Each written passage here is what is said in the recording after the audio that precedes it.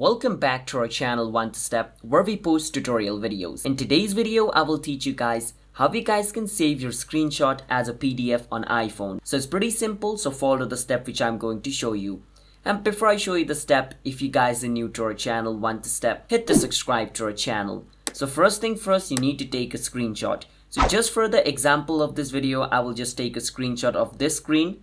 But you can take the screenshot of anything you want. Once you do that, your screenshot will be saved on your phone's gallery. If you do not know, any screenshot you take is going to be saved on your phone's gallery.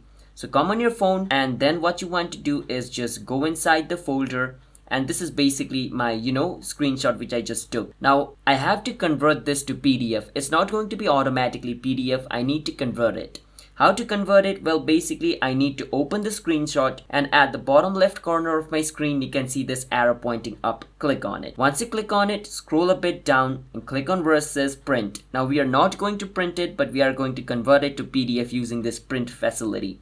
Click on print, and over here at the top, you can see the arrow pointing button at the top again. You want to again click on this, and this time you want to scroll a bit down and click on Save to Files. Once you click on Save to Files, it's going to ask you where you want to save it. Now choose the location where you want to save it to. So I want to save it to this location, so I will just click on Save at the top.